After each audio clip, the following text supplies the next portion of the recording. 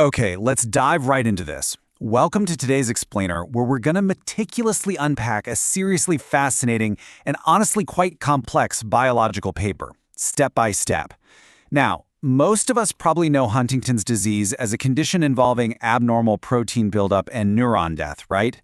But today, we're taking a completely different angle. We are going to look closely at the data and see exactly how the mutant Huntingtin protein actually messes with RNA processing. Here's the roadmap for our scientific detective story today. We'll be following 8 strict steps to uncover the whole mechanism. We've got 1. The splicing mystery. 2. Models and methods. 3. The splicing suspects. 4. The sticky note mark. 5. Putting it all together. And finally, 6. The final impact. Section 1. The splicing mystery. So to understand step 1 of our journey, we really have to look at the root cause. Huntington's disease, or HD, is triggered by a mutation in the HTT gene, specifically a CAG repeat expansion. This mutation forces the cell to produce an abnormal mutant version of the Huntingtin protein, which we call mHTT.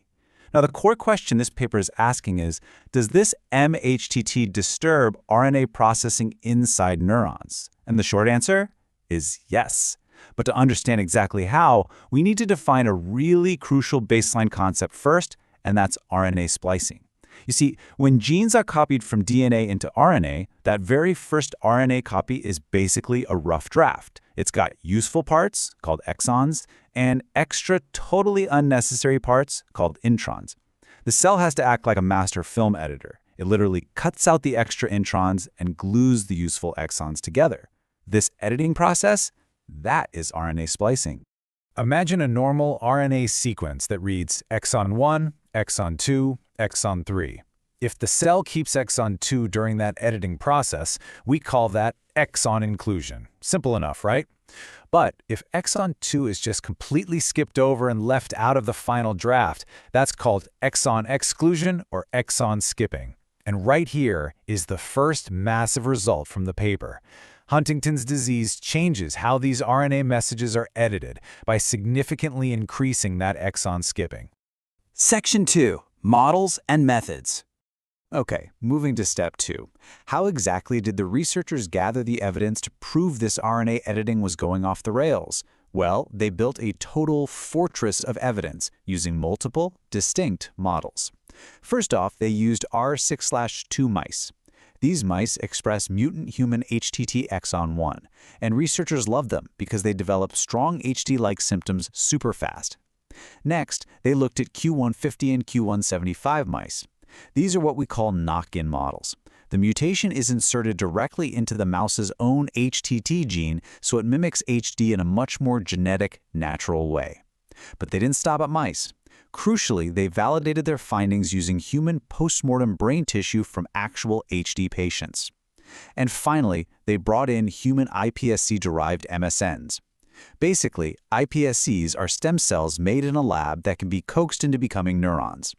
They specifically turn them into MSNs, or medium spiny neurons. Why? Because MSNs are the absolute most vulnerable neuron type in the striatum when it comes to Huntington's disease. By using all 3, mouse brains, human brains, and human neuron-like cells, they made their findings incredibly rock solid. And that brings us to step 3, which involves an absolute arsenal of techniques. Take a deep breath with me here, because we are going to rigorously walk through exactly what these 10 tools do. Ready? First, RNA-seq. This measures overall RNA levels to see which genes are dialed up or down. Second, RMATs. That's a computational tool that analyzes the RNA-seq data specifically to hunt for splicing changes. Third, RASL-seq. This is a targeted method used to check on specific, known splicing events. Fourth, single nuclei RNA-seq. This isolates RNA from individual cell nuclei, telling researchers exactly which specific cell types are acting up. Fifth, ISO-seq, or long-read sequencing. This reads much longer RNA molecules to confirm the final RNA shapes, or isoforms. Sixth, ECLIP-seq. This maps exactly where a specific protein physically attaches to the RNA. Seventh, M6A ECLIP-seq. Similar idea, but this maps exactly where chemical M6A marks are located on the RNA. 8th, immunofluorescence. This uses glowing antibodies to visually track exactly where proteins are hiding inside the cells.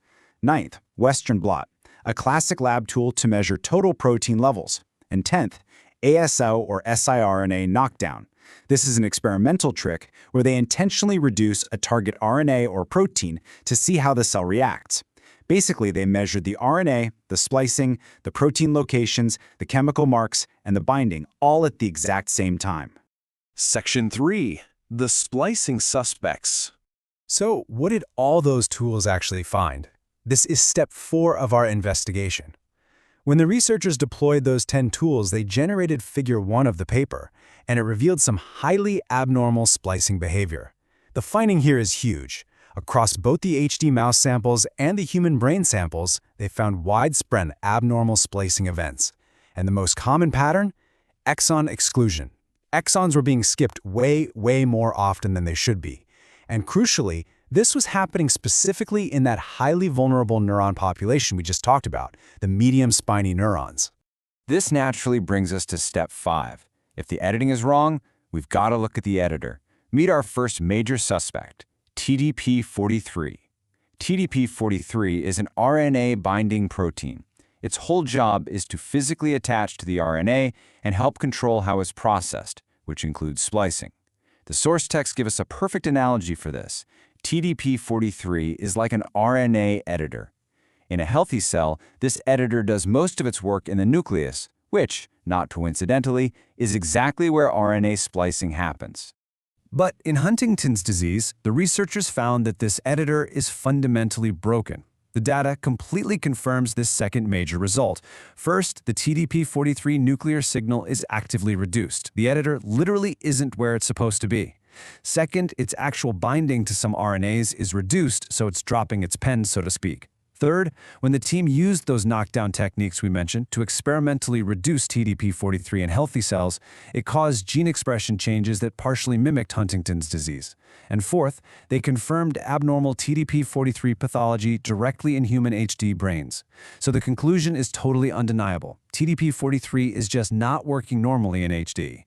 Section 4. The sticky note mark. Okay, so the editor is failing, but why? That leads us straight into step 6, where we introduce the second major RNA regulator in this biological mystery. Have you ever wondered how the editor actually knows where to edit? Well, enter M6A. M6A is a tiny chemical mark placed directly onto the RNA. As the text brilliantly describes it, M6A is like a sticky note on RNA. This little sticky note dictates a ton. It affects whether the RNA is stable, where it travels, how it's translated into protein, and importantly, how it gets spliced. But obviously, sticky notes don't write themselves. Metal-3 is the specific enzyme that adds these M6A marks to the RNA. Because its job is to add the mark, folks in the field call Metal-3 an M6A writer. And here is the third major result from the paper. That entire sticky note system, it's completely malfunctioning. The researchers found that the METTL3 writer's nuclear signal was actually reduced in HD mouse brains. When they looked at the human HD tissue, they saw altered localization of both METTL3 and the M6A marks themselves. But most importantly, when they mapped it all out, they found that crucial HD-related RNAs had entirely altered M6A patterns on them, so the whole RNA marking system is basically flying blind. Section 5. Putting it all together. This brings us to step 7 of our journey. We have a broken editor and a broken sticky note system. So how do mutant HT, MTL3, M6A, and TDP-43 all actually connect to cause the disease? Well, to understand the disease state, we first have to understand the healthy baseline. Normally, those M6A sticky notes act as a precise guide. They help regulate exactly which RNA-binding proteins get to interact with the RNA. Specifically, they allow our editor, TDP-43, to successfully bind near the M6A marked sites.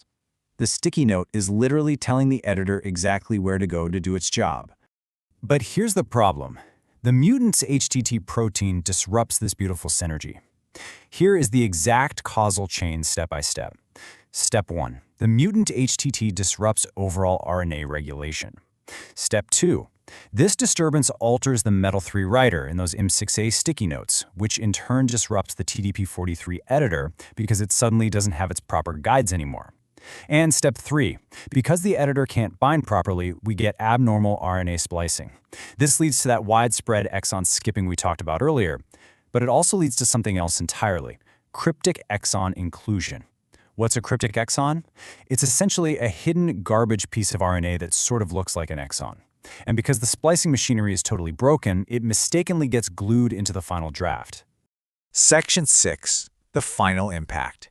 So the editing is botched, the drafts are full of mistakes and hidden cryptic exons. What actually happens to the messenger RNA when this vital cellular machinery goes wrong? Well, this is step 8. The biological fates of this damaged mRNA are severe, and they perfectly explain the harm happening to those vulnerable medium spiny neurons. Imagine trying to build a house with a blueprint that's constantly changing and full of typos. That is exactly what is happening to these neurons. If the splicing is wrong, the cell might manufacture the wrong RNA isoform entirely. The mRNA itself may become physically unstable and just fall apart. The RNA might get physically lost and end up in the wrong place inside the cell. Ultimately, if the recipe is wrong, an altered, incorrect protein gets produced, and overall gene expression can wildly fluctuate, going way up or way down. We've meticulously traced the path from a mutant gene to misplaced sticky notes to a lost editor right down to the total destruction of the cell's messaging system. We now know for sure that abnormal RNA processing is a major contributor to neuronal dysfunction in HD. So I'll leave you with this final provocative question. How does this abnormal RNA processing open new doors for treating Huntington's disease? I mean, if the root of the cellular death lies in these broken splicing mechanisms and missing sticky notes, could future therapies completely bypass the Huntingtin protein and instead focus on repairing the editor? It's a truly fascinating new frontier, and I really hope this explainer helped you grasp exactly how we got there.